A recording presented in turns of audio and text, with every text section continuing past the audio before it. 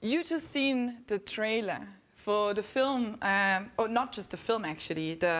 I called it like an experience artwork, a documentary, an interactive online experience with and about your personal data. And I'm very excited actually to have two of the three artists here in my studio today from the Gruppe Laokoon, Cosima Terrasse und Moritz Riesewig. Schön, dass ihr da seid. Thank you, we're really happy to be here. Oh, I'm speaking German. No, sorry about that. Yeah, welcome that you. Thank you for being here. Very welcome. Your artwork is in our theme exhibition.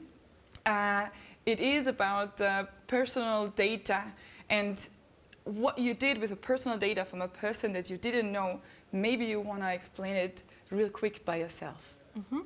In the summer of 2020, we had an open call. We asked people, okay, hand in your data. First of all, ask your data from Google and Facebook, and then hand in this data you received to us. And we will choose one of these data sets and try to create a perfect doppelganger for this data set without ever having met you, seen a picture, or read your private messages. So this doppelganger, we chose data set 25, and the doppelganger we created was completely based on the Google searches, the YouTube searches, Google Analytics, Google Maps, and metadata, and nothing more. And we could actually find out how the person looked like, her personality, just from the searches correlated to time and space. Mm. Only a Google set that you used to recreate a story. So you had a story. What did you do then? You invited an artist to reenact the whole situation. How did you get the idea for the project of a double, and how did you come up with this idea also to let it play from an artist? Mm-hmm. The whole project was initiated by Dr. Jan Bindernagel from the German Federal Cultural Foundation, Kulturstiftung des Bundes, and she asked us to develop a project about digitality and society, but not only about it, but in the digital space. And that was something new for us, because we have dealt with digital topics again and again in forms of documentaries and books and theater plays.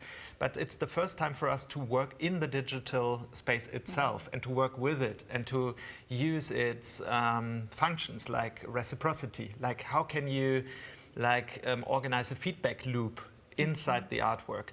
And that's what we have now. We not only made a film about the whole artistic data experiment, but we also created a website where now the audience can, first of all, be entertained and see, observe the whole story of the data experiment participant, how the double was initiated, created, how we reenacted the whole life, or 5 years of this life, just based on the data. But while the audience is visiting this website, the observer, him or herself, is observed by the website. That's kind of the clue of this piece we created. Mm-hmm. And we did this, the actress you were mentioning, Nathalie Köbli, she didn't get a script from us, she just got the data. But she was not alone with all this data, because it's hundreds of thousands of data points which are unmanageable by themselves. We had a data analyst create categories and actually find out which topics were important at what time frame. And from there, we could actually help the actress reenact and find out who is this person, what's important to her, what's her personality, how would she speak, how would she joke, how does she look like, and how would she speak about herself? And that was actually the most complicated thing, because of course 5 years, it's easy to know where you were, right? It's easy to know what's important to you. That's not that hard, but how do you speak about yourself? How do you see the past? How do you think, was this of importance to you or not? And this question, she kind of managed to put in a shape and put in this, in a discourse that she held in front of the person who gave their data. I have to say, when I saw the piece, I saw first a piece in the exhibition. So it's a part of the film, and the film is in full length, as you said, on the website. And it just made me go through so many emotions. It's also really amazing that the narrative that you built and how you transformed it into a film also works in an art installation. It's amazing how you play with the films, with the images and the doppelganger and the real person. I entered at a point where I didn't know who is who.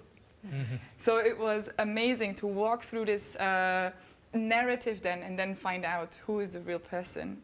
And there are so many things that you would not assume in how much detail then the computer knows it. You wouldn't, the fact that the real person then also talks about the experience, how they, or what was behind their searches, for example, was pretty impressive. Mm-hmm. Mm. Yeah, we were not always right with the searches, but actually that was what was powerful, because we had so much power. We might not have been right all the time, but we were exact, right? We had the perfect data, we had the date, we had the hour, and she just had her memories. Mm. So each time we said something, it's like, it happened like this, we had more power than she had, because she said, well, I don't recollect, but I don't think it happened like this. Mm. And this was where we noticed what power the algorithm have over us, actually, because the double, Nathalie Köbli, the actress, while performing, could actually influence a little bit the real person and say, well, it happened like this. And we made her doubt herself. And we made her doubt where she had lived in the past. And we didn't do this on purpose. It's just a mechanism that happened and that really frightened us in its power. That was also incredible, exactly. When she was like, oh my gosh, I didn't know what is real, what is my memory, and what did I actually did there. The fact with the apartment was also amazing, because she never entered through the main street, apparently, the apartment. And that's why she never saw the facade of it. So it could have been like you created it, but she couldn't recall. Mm.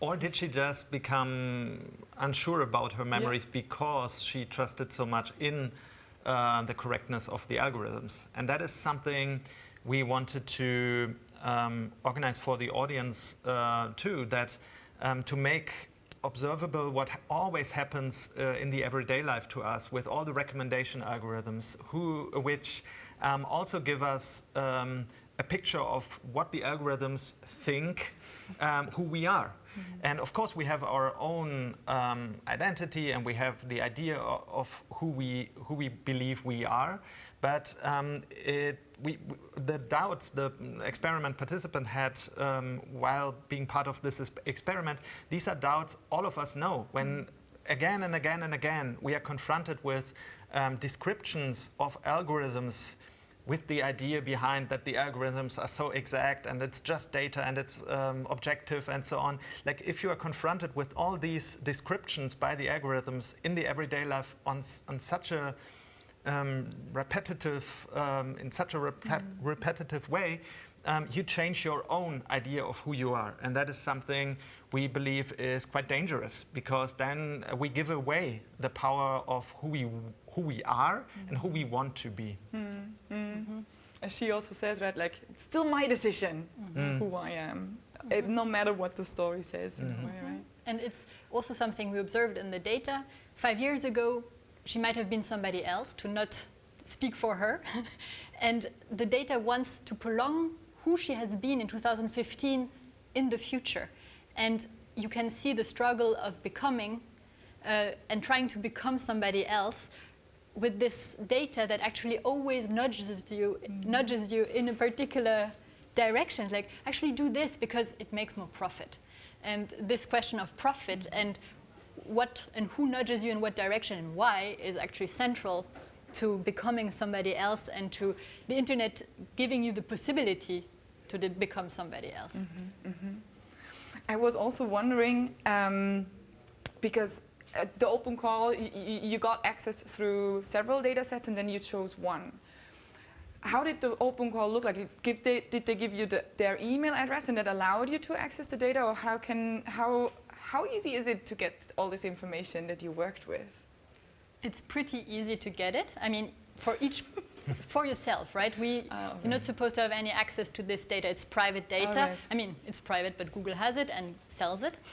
But we're not supposed to get it just as random people. So people had to get it for us.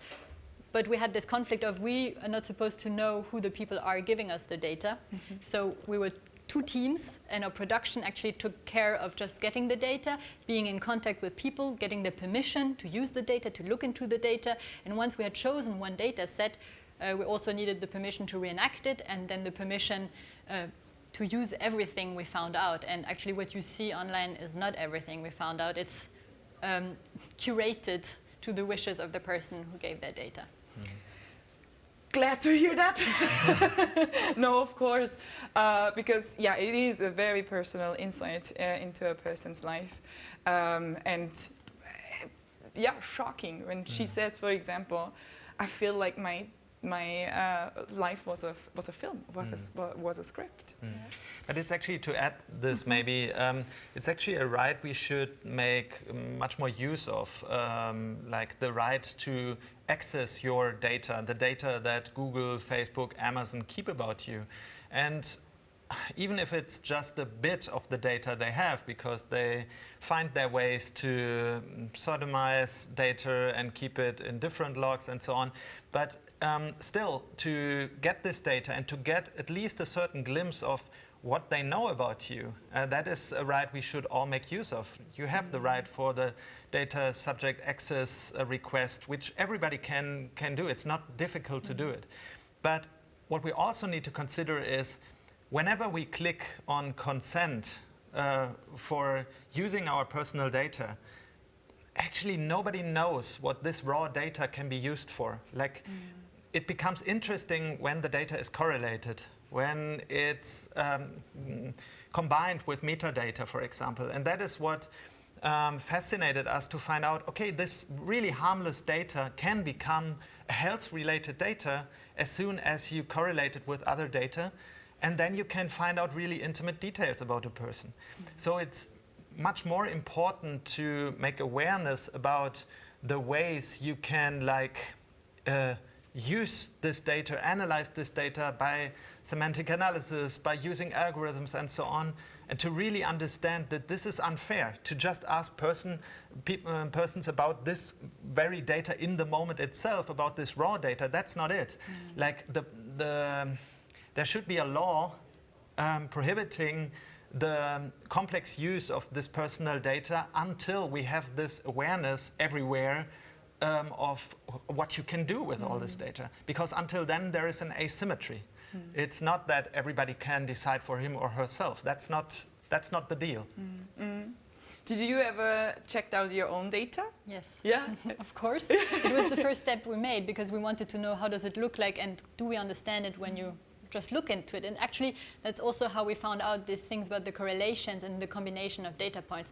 When you look into your own data, you're not astonished because you just see yourself and like, sure, I was tired. I just watched Grey's Anatomy, so I wanted to know what this cancer is. I'm not having cancer. Okay. Yeah, and good point. you're like, okay, so what is noise? What is signal? How do I see my data? And how do I understand what in this data is relevant or not? And this we could combine and try to get a grip of how to read data, actually. And we started with ourselves. And that's also how you notice that you give away much more than you think. I can imagine. I can imagine. Did the experiment confirm your initial assumption, or did it surprise you here and there? It surprised us how much reality we were creating by creating this movie about the life of this person. I think the power we had, and we imitated the power that algorithms have, that surprised us in its intensity. We noticed, okay, were we right, or were we just powerful? And I think a little bit of both is true. And this really merges so much, and this really made us think and reflect about our own work and what we had created, and question how we use the internet. And also a right maybe to, which we should defend as humans, a right to be forgotten and a right to forget. Like, that was a very intense moment in the experiment when the experiment participant actually argued, okay, let's stop here because I don't want to be confronted with all my past any longer. Like, it's my story and I want to write the story, and it should be my decision what I want to remember and what I want to forget. And like what these big data sets and the algorithms claim is that there is no right to forget any longer, but that you should confront yourself always with the past. And what happens is that you're not confronted with the past only, you're also confronted with all kinds of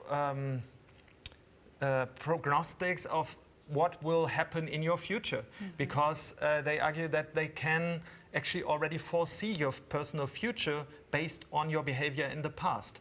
And that is dangerous because there is now a new idea of the future is just a prolonging of the past.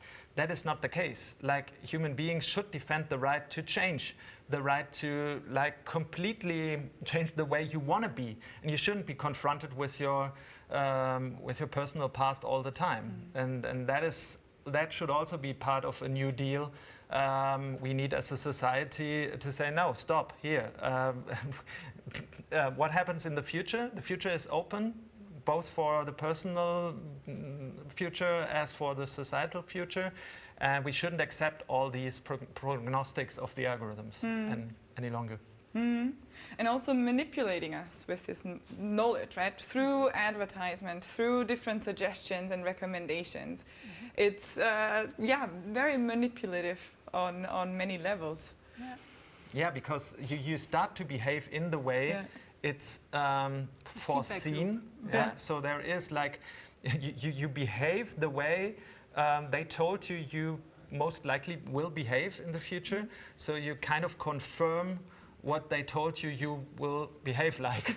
So, and that is like a mindfuck, of course, because maybe you wouldn't have behaved that way if you hadn't been told you would behave that way.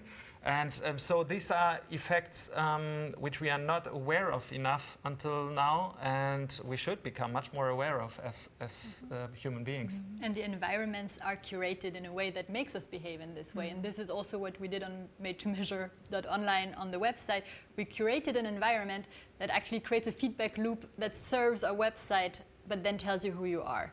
And this is, of course, a paradox. It's unfair, but by being in the systems and promoting the systems we love and love to use, we create the feedback loop that then tells us who we are. And this is the super interesting thing about being in the digital age and wanting something more from these systems and from these platforms.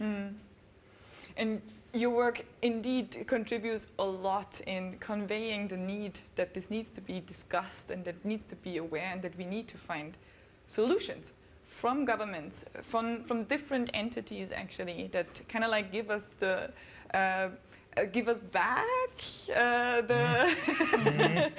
that we can make the decisions about our lives, that we don't want to be manipulated by some advertising and consumption in the end that we don't need, maybe. The cool thing is, everyone can watch this right after we are finished, also in their home. And we have the website here. Maybe we can check if the... No? Nope. I'm sorry, the mouse is not working. No problem. But the audience now sees it's working. now. Yeah. Ah, there. Of course, confirmed. Interesting. Yes. No, but we keep the data in the browser itself. The only thing which is sent somewhere else is the IP address. You need to confirm. Okay. So you can see the start of the film. The website looks exactly like this. You can switch between German and English. And then, you have these little chapters, right? Exactly. There are different moments in the life of our experiment participant, and you actually go from chapter to chapter and you can answer some questions about how you would have interpreted the data. And these answers are actually just to make you reflect on the experiment and also reflect on the fact that it is subjective. And in a way, even though it's based on algorithms, just like real data analysis of personality is, it's still not objective. It's not because there is an algorithm there that it's not subjective, because they, of course, make choices. And you yourself can make choices and see which choices we made, and the actress behind the data, which choices she made. Yeah, and you go from chapter to chapter, and at the end, everything you clicked, everything you skipped, everything you paused, each time you left the computer is actually counted towards your personality. We also used the Big Five model. We used a lot of studies, because there are numerous studies about how you click, how fast you are with your mouse, the resolution of your screen, which system you use, iOS, not iOS, browsers, everything like this is actually attached to personality. We don't believe everything we say, but we do think that this is actually pretty accurate to reality on how very complex personalities are simplified to the utmost and try to tell you who you are. Yeah. So in the end, you get your own little profile and your own little box that the algorithm put you into. And actually, this moment, I'm spoiling it a little bit, but it's the third participant. We recreated a third double for a participant. It's actually a voice synthesis, and it was a very complex process, because it's the first time that such a complex voice synthesis is made for a person coming from Tyrol, so a very specific dialect, and there's not a lot of training data sets to create this kind of bot. And this almost failed attempt at robbing somebody's identity, but becoming actually a new person that's telling you how you observed her. Yeah. That is also like super goosebump moment, I think.